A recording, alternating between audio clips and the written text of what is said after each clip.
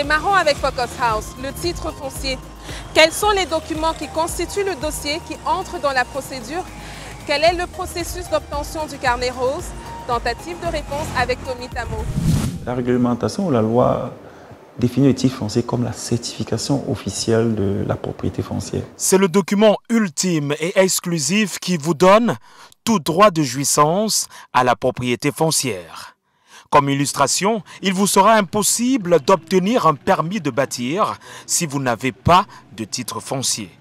Le précieux sésame octroie plusieurs droits à son acquéreur, notamment celui de pouvoir opérer des transactions d'hypothèque ou de vente, même si par ailleurs, il peut avoir des limites dans certaines conditions. Vous avez sur ce terrain une prénotation, par exemple, ordonnée par un juge.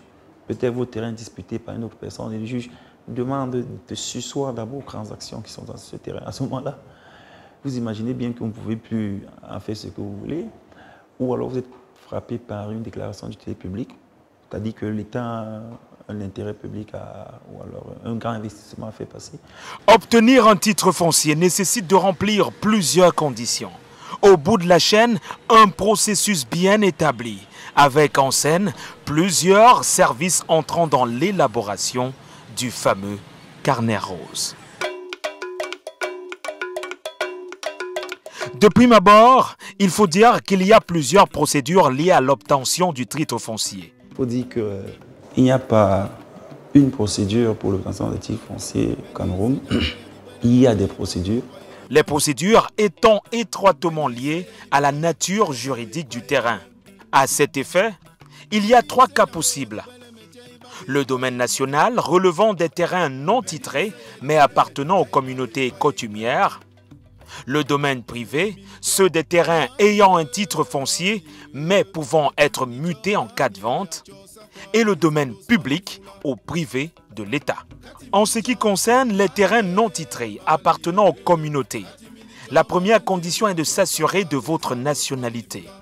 Vous serez assuré que vous êtes Camerounais, parce que c'est le type de domaine que tout le monde n'est pas appelé à exploiter. Et en second lieu, il faut avoir prouvé d'abord que vous avez mis le terrain en valeur avant 1974. Des vérifications qui vous permettent d'introduire une demande d'immatriculation faite en 4 exemplaires, comprenant toutes les informations sur votre identité et le nom sous lequel le terrain doit être immatriculé. Par ailleurs, le dossier doit contenir une description de la parcelle, la situation géographique, la superficie, la nature de l'occupation et l'estimation de sa valeur. Un dossier qui est déposé à la sous-préfecture. Après cette étape, c'est le sous-préfet qui a donc à le transmettre ce week-end au niveau de la délégation départementale. Les services du domaine préparent un ensemble d'avis visant à informer l'opinion publique de l'immatriculation de votre terrain. Et on affiche cela partout, notamment dans les services publics, notamment la sous-préfecture et donc à la délégation des domaines, pour informer. On a donc une durée de 15 jours pour ça, de publicité. Après cette phase, la commission présidée par le sous-préfet descend sur le terrain. Et puis vous avez donc maintenant le chef de village et au moins un de ses notables.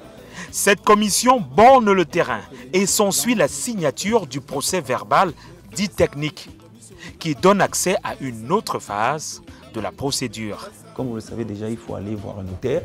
Le visa apposé, il y a publication au journal officiel. Il faut alors compter 30 jours pour que le document revienne à la départementale pour la dernière ligne droite. On va donc établir un ensemble de documentation qu'on va envoyer au niveau de la conservation foncière après paiement des impôts effectivement et la redevance foncière pour établir vos petits fonciers. Par contre, c'est moins contraignant et moins complexe quand on est en domaine privé.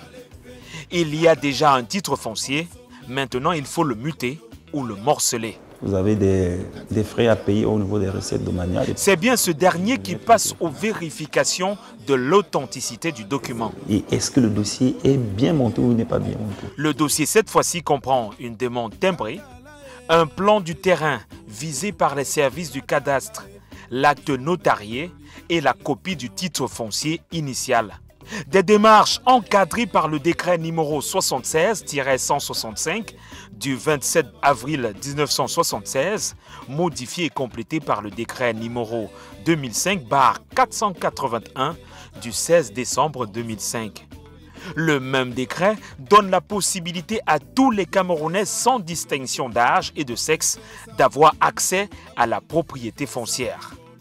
Par ailleurs, lorsqu'on est mineur et en incapacité, il est recommandé de mentionner l'âge du mineur ou la nature de l'incapacité sur le titre foncier. En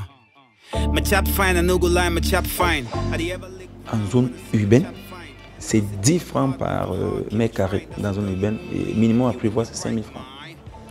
Et en zone rurale, c'est 1 franc par mètre carré. C'est ce qu'il faut verser dans les recettes domaniales quand on est en immatriculation directe. Il s'agit bien du domaine national. Mais en domaine privé, vous payerez pour le titre foncier 2% de la valeur du terrain. Les délais de procédure, quant à eux, dépendent de la qualité du dossier et du volume du travail. Et est-ce que le dossier est bien monté ou n'est pas bien monté? Et au centre de cette démarche, le conservateur foncier. Alors vous savez que le conservateur foncier, c'est ce fonctionnaire, on va dire ça comme ça, qui délivre le titre foncier. Il délivre le titre foncier, c'est lui qui certifie effectivement que ce terrain-là est bel et bien valide. C'est donc chez lui qu'on fait les certificats de propriété, on fait un ensemble d'inscriptions. Et bien avant tout établissement du titre foncier, il s'assure de la disponibilité du terrain et de l'identité et la capacité des parties. Par ailleurs, certains usagers subissent de nombreuses arnaques. Il faut savoir que vous avez un phénomène au Cameroun, c'est-à-dire vous avez des personnes qui rôdent autour des services du cadastre et qui ne sont pas liés formellement avec l'administration, qui vous promettent les terres et puis vous prennent de l'argent. Sans oublier des cas de titres fonciers établis en marge de la réglementation en vigueur, qui malheureusement sont annulés par après. Je me rends compte que le ministre prend ses responsabilités en procédant au retrait de certains titres fonciers qui, visiblement, ne respectent pas, n'ont pas respecté les canons prévus pour ça. My House avec le concours de Simencam.